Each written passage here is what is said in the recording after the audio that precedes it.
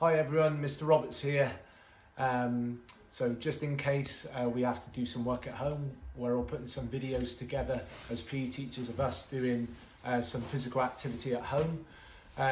My physical activity is going to be yoga, all right? And yoga is really important to improve your flexibility. It's one way that you can improve your flexibility. Now, flexibility is one of the 10 components of fitness, which you might learn about if you were to study GCSE PE, and which you would probably have already learnt about if you were in year 10 or 11 studying GCSE PE. Flexibility is the increasing the range of movement at the joint. So what happens when you do things like yoga or other types of stretching type activities, your connective tissues around your joints of your body where two or more bones meet, they become more flexible, i.e. flexibility training. Now, being more flexible, what happens is your ligaments and tendons become more pliable, become more flexible, become more bendy, which allows you to have greater range of movement. I started it during the first lockdown, and it helped me really relax as well, and helped me forget about some of the stresses that were going on at that time. So it's not just to improve your flexibility. I found that yoga was really good for like managing stress and your anxiety. So this is Sarah Beth Yoga. This is someone who I like to watch and like to follow, and I'll drop the link in the homework for you, so you can continue to watch and continue to do her beginner sessions yourself. So what I'm going to do now, we're going to press play and we're going to go through this together. All you need is a front room and a TV, or just if you're watching this on your phone even, it'll be a really easy activity for you to do, and it'll probably take us about 15 to 20 minutes.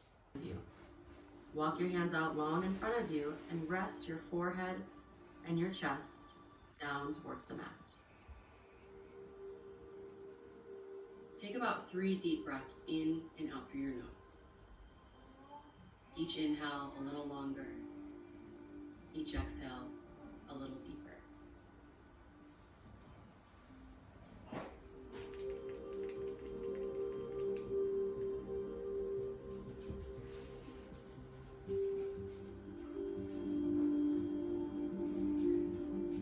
So from here, inch your right hand off the right side of your mat, and then walk your left hand all the way over to place on top of your right hand. You should feel a lot of length in your left side body. Breathe into that. Creating space and releasing tension with each breath.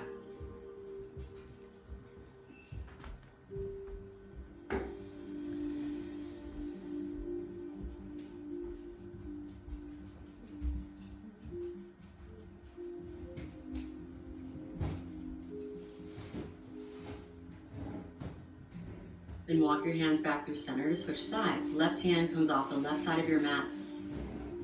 Right hand goes all the way over to place on top of your left hand.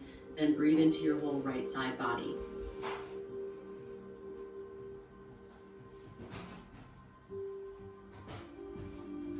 And if you haven't heard this before, the key to a deep breath is not by inhaling deeper. No, it's by exhaling deeper. Continue exhaling to release that stale air at the top of your lungs, and you make space for a deeper inhale.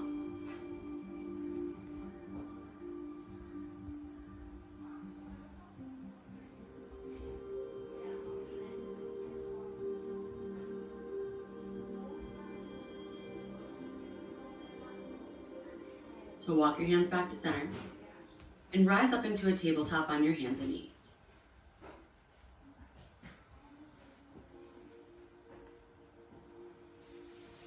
So from here, drop your belly, lift your chin, take a big inhale.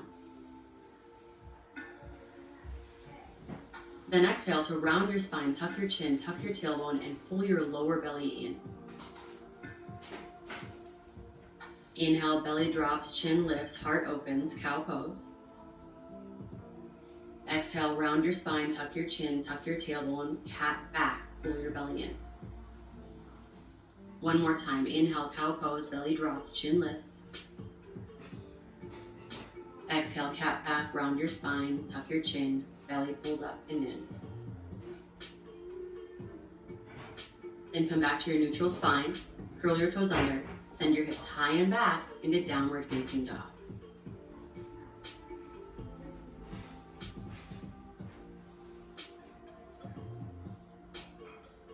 Press your chest towards your thighs and give a gentle to generous bend in your knees so that you can lift your hips high and back, even tucking your tailbone up towards the ceiling.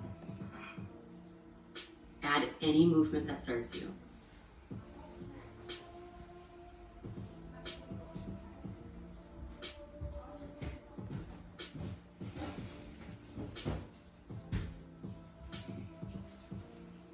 Now for a big hip opener called half pigeon, bring your right knee to your right wrist.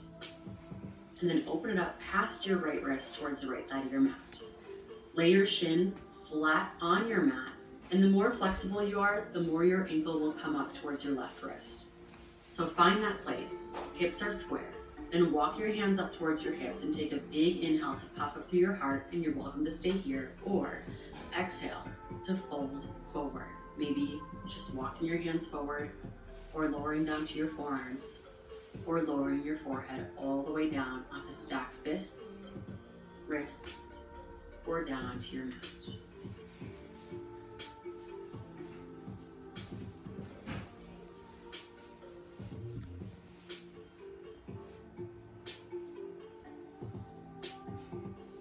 And we're gonna give this posture 1 good minute.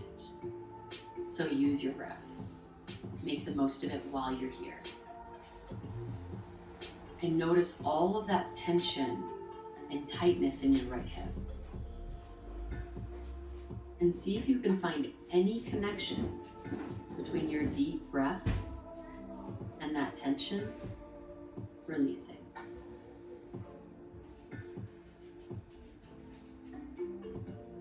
Even relax your shoulders, your neck, your jaw.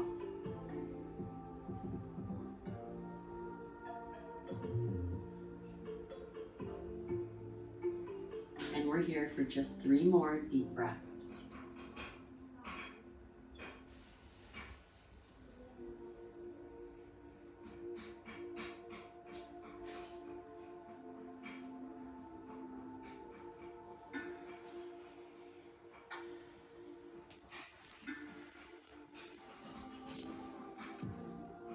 Now take your time as you walk your hands up and make your way back to downward facing dog.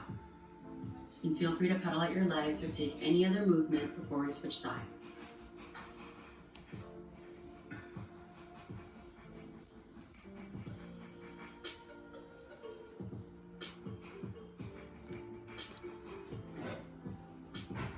And when you're ready, sit up the left side.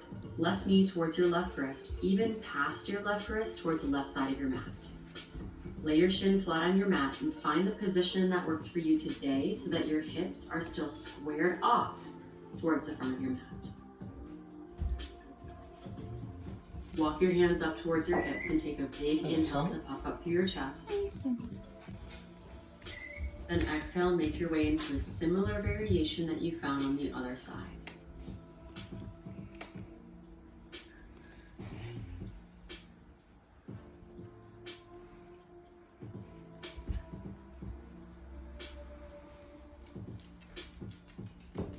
Wherever you are, let your shoulders soften, let your jaw relax, even relax your eyebrows.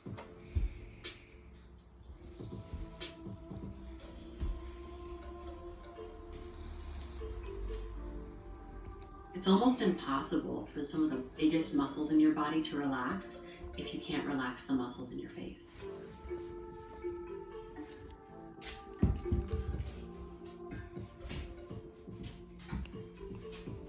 So relax the clenching, tensing, and then feel your whole body follow. And we'll be here for a few more deep breaths.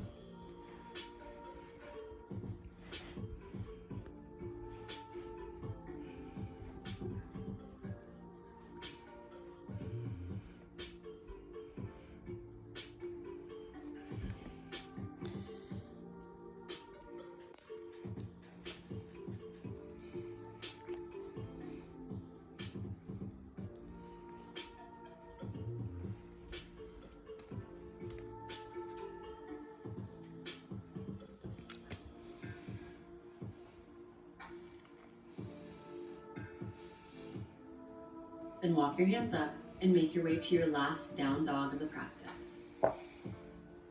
Yogi hands gripping the mat, hips reaching high and back, press your chest towards your thighs.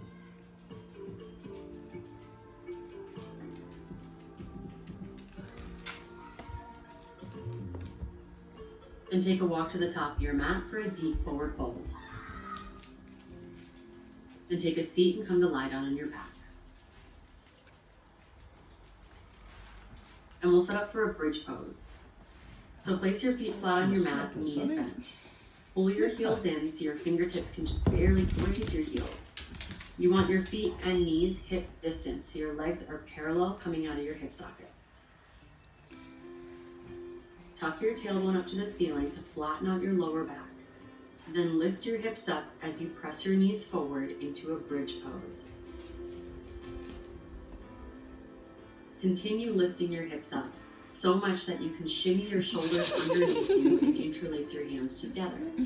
Then press your pinkies into the mat, lifting up through your chest and your hips. Anchor your weight down evenly through your feet for 3, 2, 1.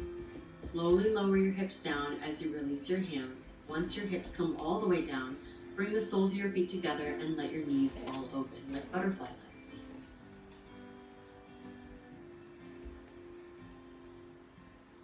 And take your arms overhead, touch your fingers together and let your elbows fall open. So you look like a figure 8.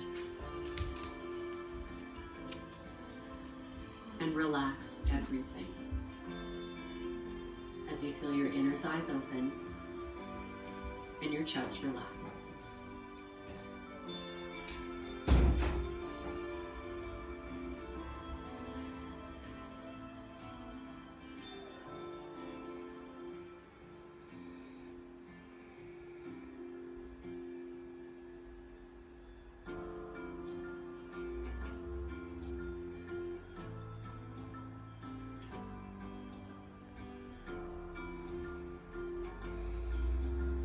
Draw your navel in towards your spine and pull your knees back together. Take your hands to your shins, holding your knees to your chest, and then extend your left leg long down on your mat as you hold onto your right shin.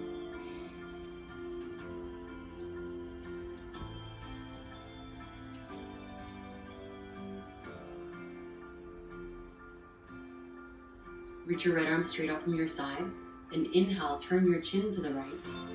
Exhale, draw your knee across your body towards your left for a big supine spinal twist.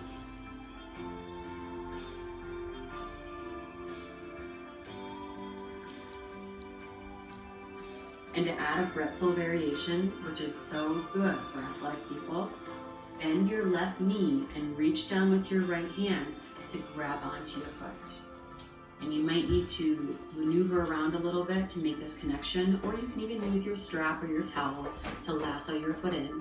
But once you have that connection, inchworm your left knee back a couple of inches so your left leg is in line with your spine. Then use your deep breath to relax your body so your shoulders can roll open, your left hip flexor can soften, and your lower and middle back can relax.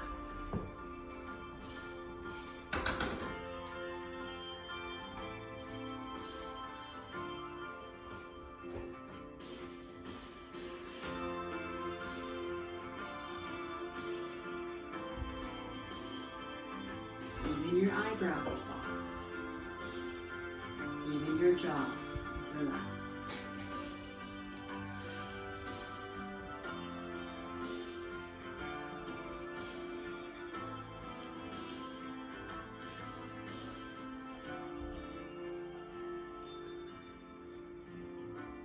Feel the rise and fall of your belly.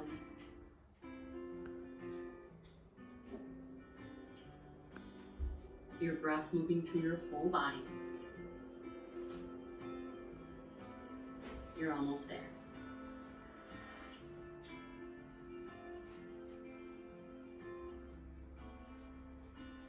Then gently release your left foot first and undo your twist. Pull both knees into your chest, hold for one big breath in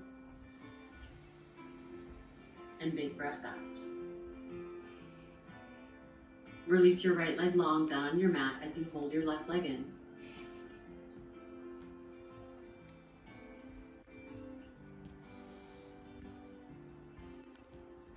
Extend your left arm straight out from your side. Inhale, turn your chin to the left. Exhale, pull your knee across your body and hook your right hand on your left thigh.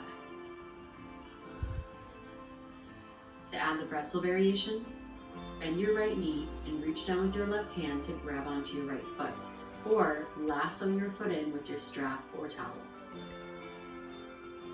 Then inchworm your right knee 2 inches back in line with your spine. Roll your shoulders open and deepen your breath so that your body can relax further into place with each exhale.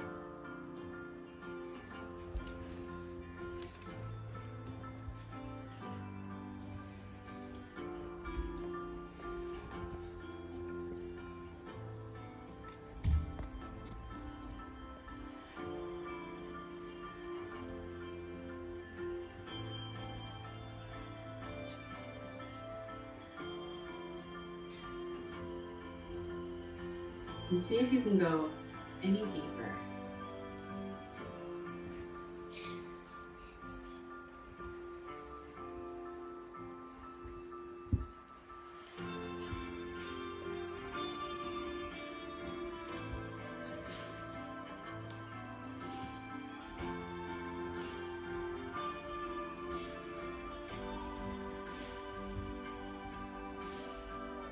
Almost there.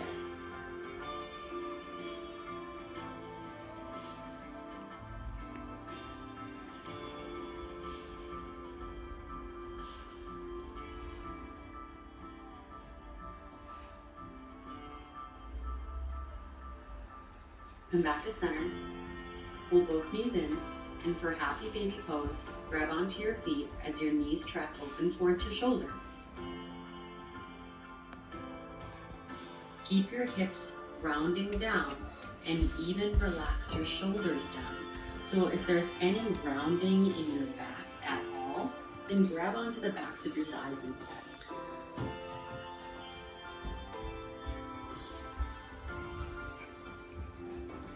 If your back is flat, it might feel good to rock around a little bit side to side. Otherwise, it might feel really good just to stay still. Take whatever works for you, or feel free to take any other posture at this point before we seal off our practice with the most important pose in the entire class.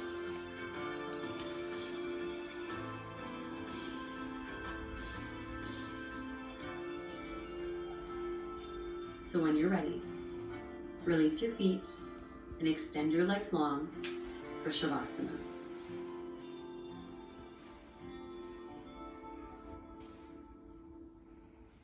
Take up as much space as you need, so your shoulders can roll open, palms facing up. Ankles can roll open so your hips are relaxed. And close your eyes. Relax your eyelids. Soften your jaw. And feel your whole body follow in 100% relaxation.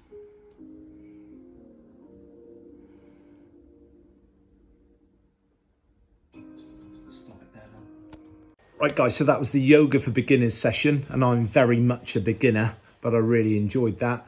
Makes me feel really relaxed, a lot more flexible, especially that one really focuses on your hips and your lower back, but there's lots and lots of different ones which you can do. One thing which is really emphasized throughout yoga is the importance of breathing, and that breath out being really, really slow and controlled. And as you're breathing out, you are releasing the tension within your muscles, because what will happen as you are stretching and as you are putting your body in different positions, you'll feel like tension in different parts of your body, and that's okay. It's okay to feel that, but try and hold that position and breathe through that tension. And what will happen as you are breathing out, that tension will release and you'll feel a lot more flexible, and that sort of tension and sometimes even that bit of pain will sort of flow away with that breath out. Flexibility is important for all sports people. The more flexible you are, the less likely you are to pick up a joint-related injury, like a sprain of an ankle, or a dislocation of a shoulder, or something along those lines. Injuries which occur at the joints, because your joints are more mobile. There's greater range of movement at those joints because you are more mobile at those joints. And we talked about the ligaments and tendons earlier. So I want you to think about sports where flexibility is probably the most important thing. Now, I'm thinking about, like, for example, rugby. It's important to be flexible in rugby. I'm thinking when we're jumping and catching a ball in the line out, or when we're being tossed around in a tackle to avoid injury. But I would say flexibility isn't the most important component of fitness. I would argue, and probably some of you would argue with me, that I would say power is the most important component of fitness for rugby, to break through tackles, to make tackles, to be able to put lots of power on a pass, put lots of power into a kick to get it real far down the field. So I think power is more important for something like rugby. But I want you to think about which sports or physical activities flexibility is like one of the most important components of fitness.